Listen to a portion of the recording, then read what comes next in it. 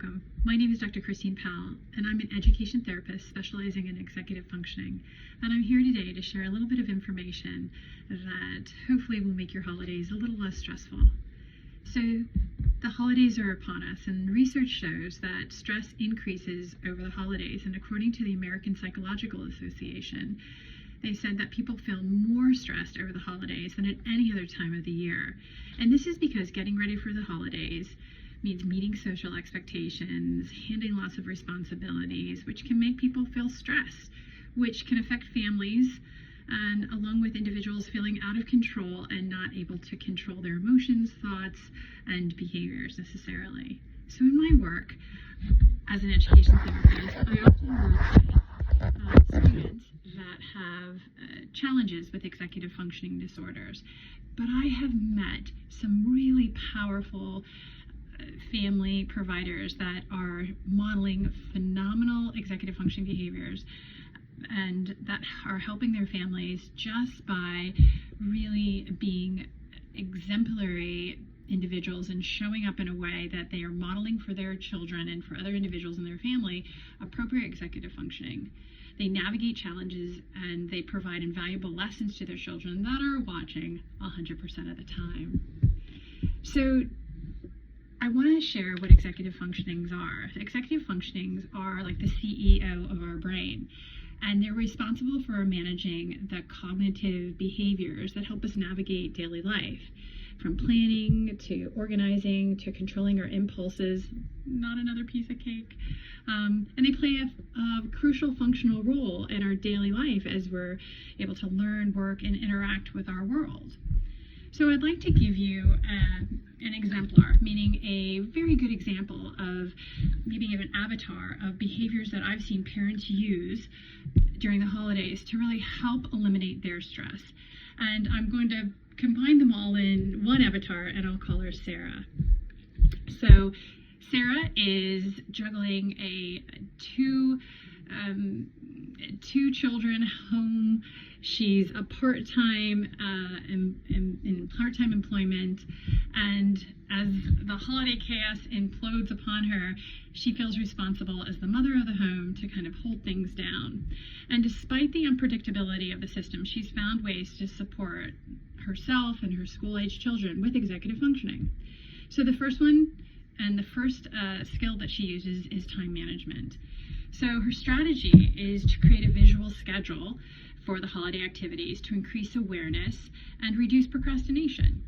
So Sarah uses a color-coded calendar on her refrigerator, so it's in a visual spot within her home, to record holiday events, from decorating the Christmas tree to setting out the menorah, or whatever that looks like in her family or your family.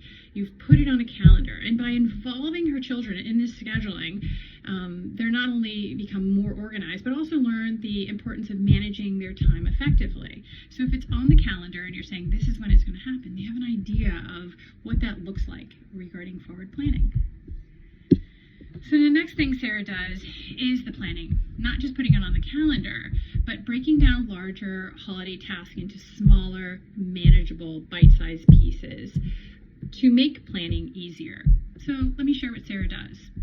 So when tasks, say for instance preparing a festive dinner, Sarah involves the children in the planning process, from making a shopping list to dividing the cooking task.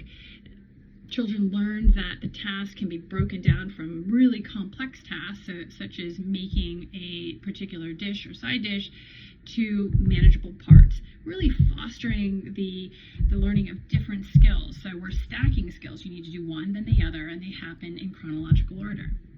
The next thing Sarah does is critical thinking, and how she fosters that is encouraging problem solving during the holiday season by enhancing critical thinking. So Sarah's story.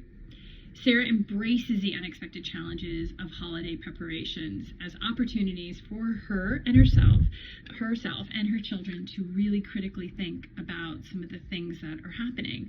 Say, for instance, last minute changes in plans, maybe because of weather or because of, family illness or just a situation. So she engages her children in the brainstorming activities like, okay, so this is canceled. How else can we use our time effectively?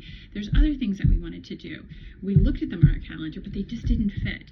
Can we get those done? Or maybe we should spend more time focused on other things that we have already planned and get them done, almost like a gift of time. Another thing that Sarah does is goal setting. So she sets achievable holiday goals with her children to instill a sense of accomplishment. So let me tell you about Sarah's story. Sarah and her children established realistic holiday goals, from completing a holiday craft to maybe finishing a book by the end of the holiday season. And they celebrate together. So they'll come together at certain times during the holiday season as a check-in. How are we doing on this? Have we, made this meal? Have we done this craft? Are we, collaborating in a way that we're going to get this done? So working together as a family to not only achieve goals, but to celebrate when they're accomplished, whether that's running a 5K race for the holidays or creating a meal, reading a book, whatever that looks like for your family. The last one, that success strategy that Sarah used, is flexibility. And Sarah's teaches the importance of adapting to changes in the holiday season. So the holidays can be full of surprises, and being able to use those moments to be able to understand what is happening and act accordingly, not being so stuck in our plans. A lot of things shift and change over the holidays, regarding last minute cancellations to maybe somebody having a last minute party that everybody must attend. It's one of those holiday seasonal parties that's just going to be phenomenal, and so something else needs to be canceled. So remaining flexible in our ability to plan and have things come into our life, and also deleting things that aren't necessarily supporting our goals or supporting our schedule or progress or planning. Those are things that require flexible thinking. So I hope that sharing a few of these strategies in our avatar's life will help you understand what strategies you can use possibly to implement within your own life that may provide less stress, more clarity, and more cohesiveness as a family. Happy holidays.